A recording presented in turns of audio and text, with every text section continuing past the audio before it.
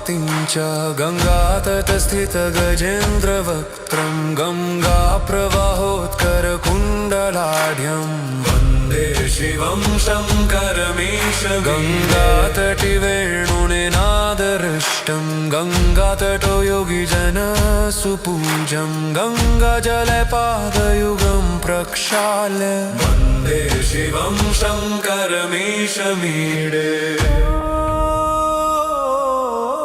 गङ्गातटिकन्द्रनिभानकायं गङ्गातटिराभरणं त्रिनेत्रं गङ्गाधरमुक्तिवरप्रदन्तं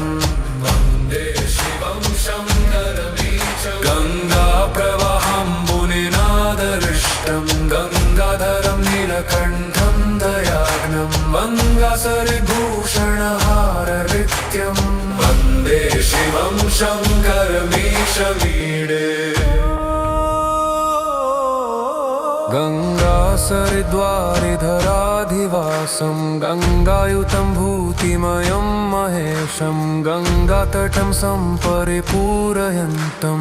वन्दे शिवं शङ्करमीशमीडे गङ्गाकटाक्षेण जगत्त्रयाणि पावयन्तं पापनिधानभूतं गङ्गाधरं भूतपतिं कृपालुं वन्दे शिवं शङ्करमीशमीडे गङ्गातरङ्गाङ्कितजटाजूटं गङ्गासमेतेन मनोहराङ्गं गङ्गाधरं लोकहितावतारं वन्दे शिवं शङ्करमीशमीडे गङ्गाजलै स्नातशरीरशोभं गङ्गानदीपावमौलिभारं गङ्गाधरं भक्तवरप्रदं तं वन्दे शिवं शङ्करमीशमीडे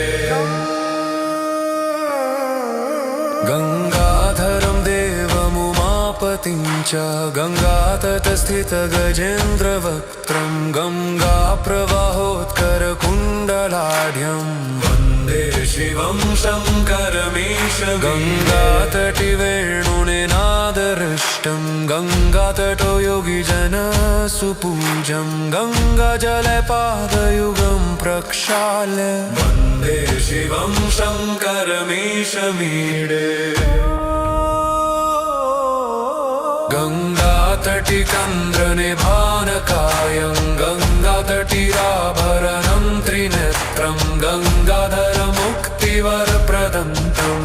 वन्दे शिवं शङ्करमीशं गङ्गाप्रवाहम्बुनिनादहृष्टं गङ्गाधरं नीलकण्ठं दयाघ्नं गङ्गासरिभूषणहाररित्यं वन्दे शिवं शङ्करमीशमीडे गङ्गासरिद्वारिधराधिवासं गङ्गायुतं भूतिमयं महेशं गङ्गातटं सम्परिपूरयन्तं वन्दे शिवं शङ्करमीशमीडे गङ्गाकटाक्षेण जगत्त्रयाणि पावयन्तं पापनिधानभूतं गङ्गाधरं भूतपतिं कृपालुं वन्दे शिवं शङ्करमीशमीडे गङ्गातरङ्गाङ्कितजटाजूटं गङ्गासमेतेन मनोहराङ्गं गङ्गाधरं लोकहितावतारं वन्दे शिवं शङ्करमीशमीडे गङ्गाजलै स्नातशरीरशोभं गङ्गानदीपावमौलिभारं गङ्गाधरं भक्तवरप्रदं तं वन्दे शिवं शङ्करमीशमीडे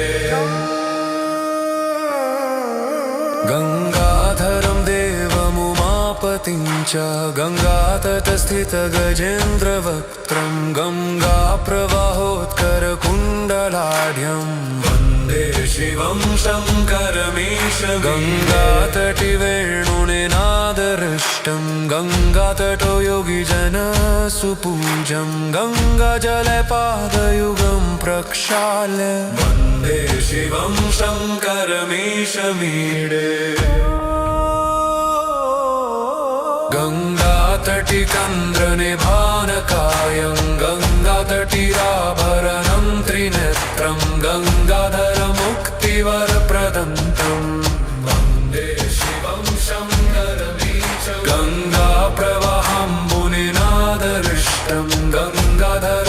नीलकण्ठं दयाघ्नं गङ्गासरिभूषणहाररित्यं वन्दे शिवं शङ्करमीशमीडे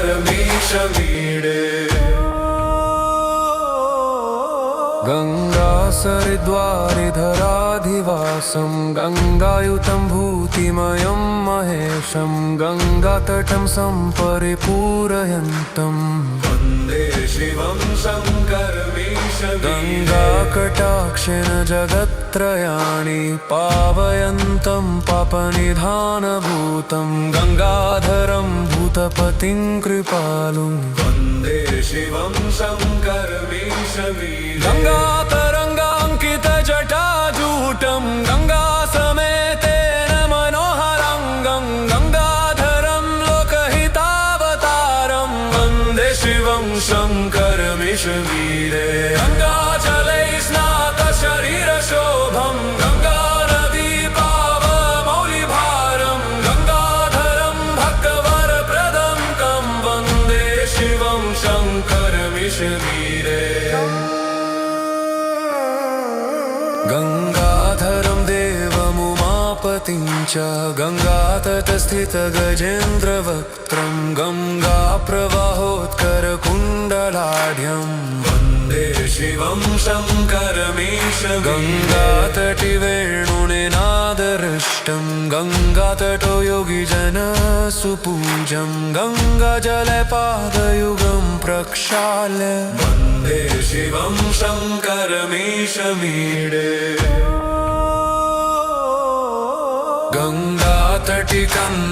गङ्गातटिकन्द्रनिभानकायं गङ्गातटिराभरणं त्रिनेत्रं गङ्गाधरमुक्तिवरप्रदं तं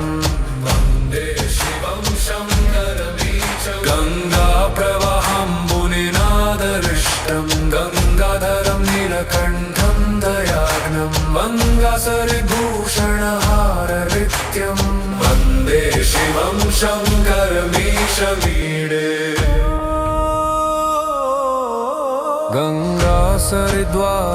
गङ्गासरिद्वारिधराधिवासं गङ्गायुतं भूतिमयं महेशं गङ्गातटं सम्परिपूरयन्तं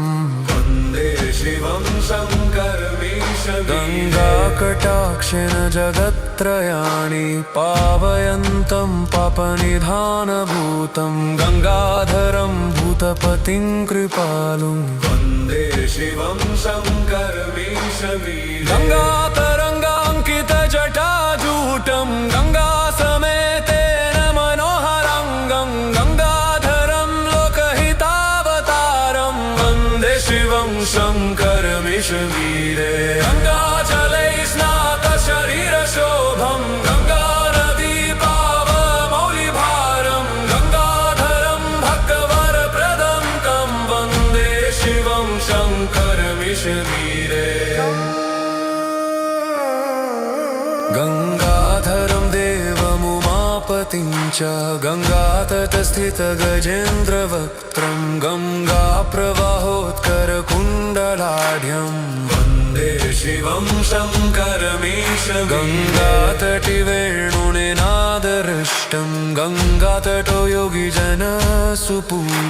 गङ्गाजलपादयुगं प्रक्षाल्य वन्दे शिवं शङ्करमीशमीडे गङ्गातटिकन्द्रनिभानकायं गङ्गातटिराभरणं त्रिनेत्रं गङ्गाधरमुक्तिवरप्रदं तं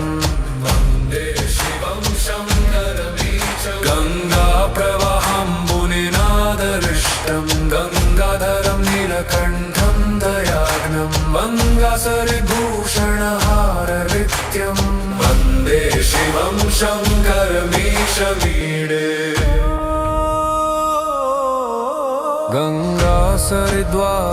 गङ्गासरिद्वारिधराधिवासं गङ्गायुतं भूतिमयं महेशं गङ्गातटं सम्परिपूरयन्तं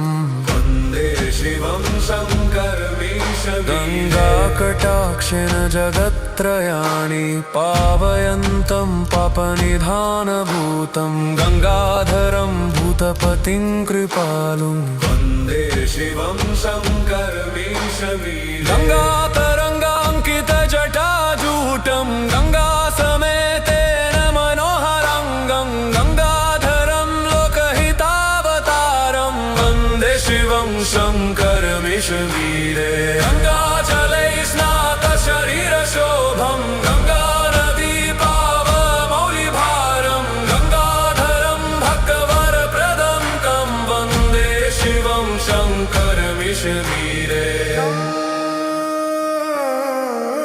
गङ्गाधरं देवमुमापतिं च गङ्गातटस्थितगजेन्द्रवक्त्रं गङ्गाप्रवाहोत्करकुण्डलाढ्यं वन्दे शिवं शङ्करमीशं गङ्गातटिवेणुनिनादहृष्टं गङ्गातटो योगिजनसुपूज्यं गङ्गाजले पादयुगं प्रक्षाल्य वन्दे शिवं शङ्करमीशमीडे गङ्गातटिकन्द्रनिभानकायं गङ्गातटिराभरणं त्रिनेत्रं गङ्गाधरमुक्तिवरप्रदं तं वन्दे शिवं शङ्करमीशं गङ्गाप्रवाहम्बुनिनादहृष्टं गङ्गाधरं नीलकण्ठं दयाघ्नं गङ्गासरिभूषणहाररित्यं वन्दे शिवं शङ्करमीशमीडे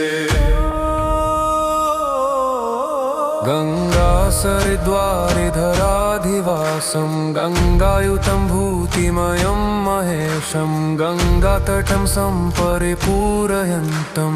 वन्दे शिवं शङ्करमीशं गङ्गाकटाक्षेन जगत्त्रयाणि पावयन्तं पापनिधानभूतं गङ्गाधरं भूतपतिं कृपालुं वन्दे शिवं शङ्करमीशमीडे गङ्गातरङ्गाङ्कितजटाजूटं गङ्गासमेतेन मनोहरङ्गं गङ्गाधरं लोकहितावतारं वन्दे शिवं शङ्करमिषवीरे गङ्गाजलै स्नातशरीरशोभं गङ्गानदी पावमौलिभारं गङ्गाधरं भक्तवरप्रदं तं वन्दे शिवं शङ्करमिषवीरे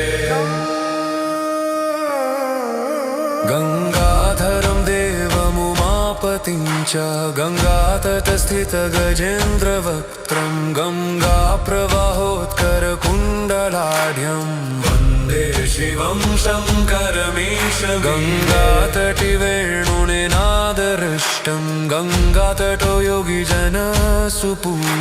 गङ्गाजले पादयुगं प्रक्षाल्य वन्दे शिवं शङ्करमीशमीडे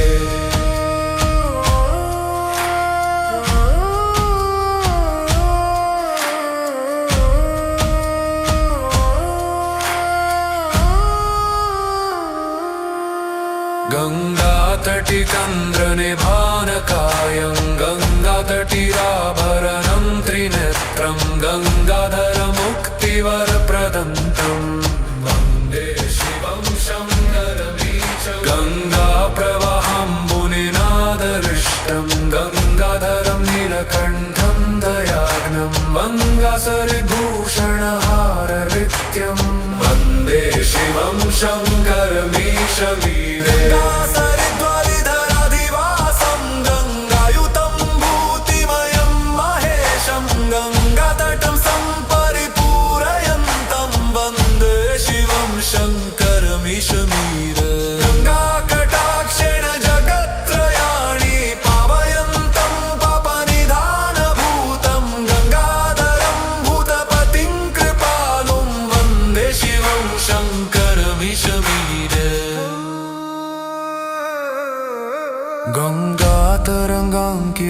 गङ्गातरङ्गाङ्कितजटाजूटं गङ्गासमेतेन मनोहरङ्गं गङ्गाधरं लोकहितावतारं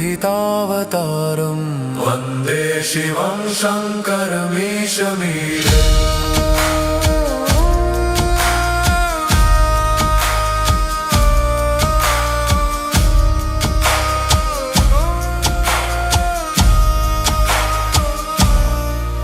गङ्गाजले जले स्नात शरीरशोभं गङ्गानदी पावन मौलिभारं गङ्गाधरं भक्तवरप्रदं तं वन्दे शिवं शङ्करमीशमीर इदं स्तवं यः पठति प्रयत्नात् भक्त्या सदा शम्भुमुपैति मूर्धन् गङ्गाधरः तस्य करोत्युरेण सर्वं सदा सर्वमिदं वरिष्ठ।